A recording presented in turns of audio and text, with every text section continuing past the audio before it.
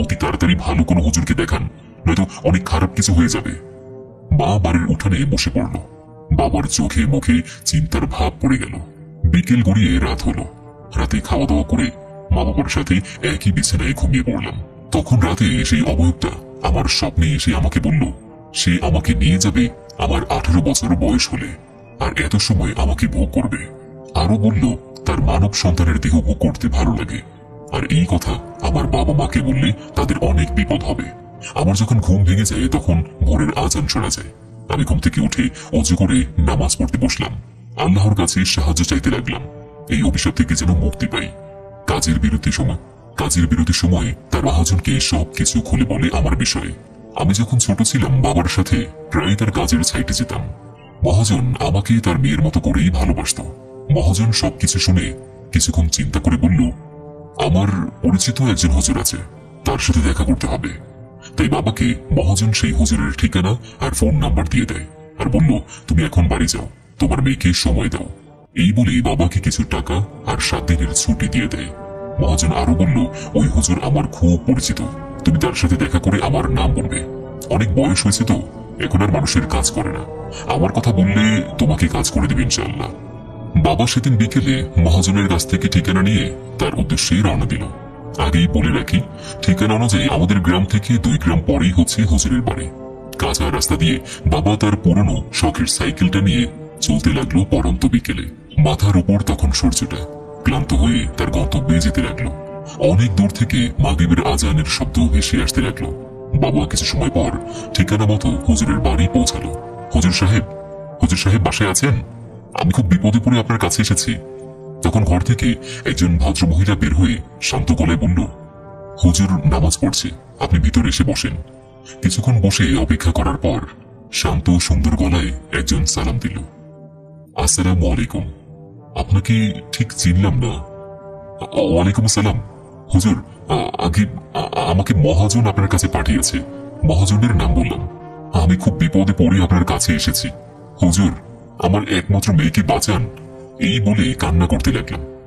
আরে আপনি কাঁদবেন না, মানুষের হায়াত মরণ সব উপরওয়ালার ইচ্ছা, আমরা তো শুধু উছিলা।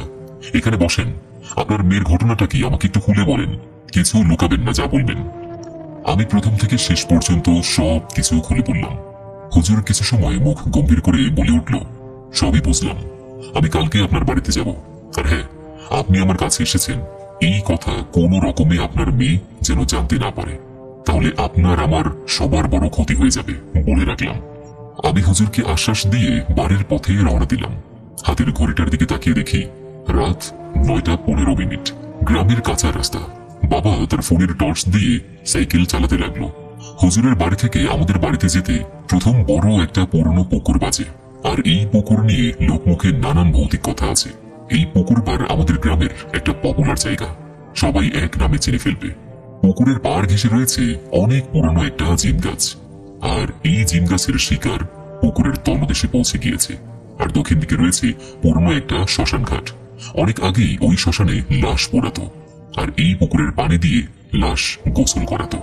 বাবা সাইকেল নিয়ে পুকুরের খুব কাছাকাছি চলে এসেছে। তখন লক্ষ্য করলো কেউ একজন রাস্তার মাঝ বরাবর দাঁড়িয়ে রয়েছে।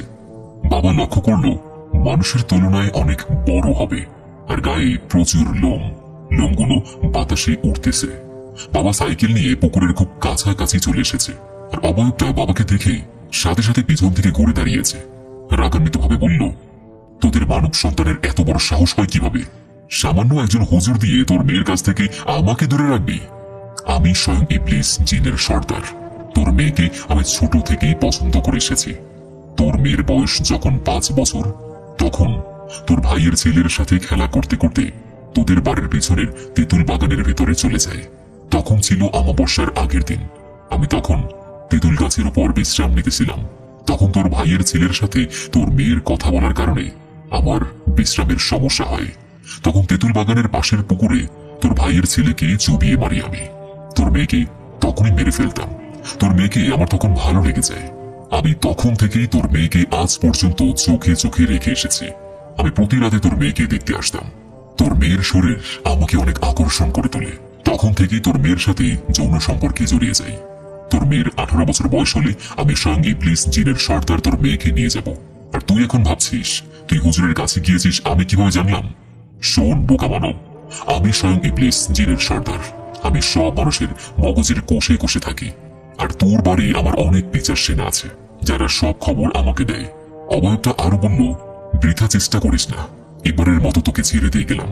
এই বলে বাতাসের সাথেই মিশে গেল। বাবার পুরো শরীর কাঁপতে লাগলো। এদিকে মা বাবার জন্য চিন্তা করতে লাগলো। অনেক রাত হয়েছে, বাবা এখনো বাড়ি ফিরে আসেনি। বাবা তখন প্রচন্ড ভয় পায় আর এক পর্যায়ে অজ্ঞান হয়ে পড়ে যায়। তখন ওই একই রাস্তায় দিয়ে আমাদের পাশের এলাকার রহিম চাচা দোকানে যেত।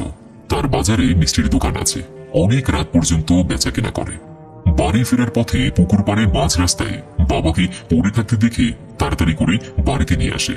বাবার যখন হুঁশ ফিরল তখন হুজুর বলল, হায় আল্লাহ, স্বয়ং ইবলিস জিনের সর্দার এই খবর জানলো কিভাবে? হে আল্লাহ, আমাদের এই বিপদ থেকে রক্ষা করো। হুজুর বলল, আমাকে আপনাদের ঘরের একটা নির্জন রুম দেন, আর আমি ঘরে থাকা সত্ত্বে কেউ যেন ঘরে না ওঠে। হুজুর রুমে গিয়ে দরজা বন্ধ করে তার বন্ধু জিনদের স্মরণ করলো। কিছুক্ষণ পর ঘরে একটা মিষ্টি গন্ধে ভরে গেল।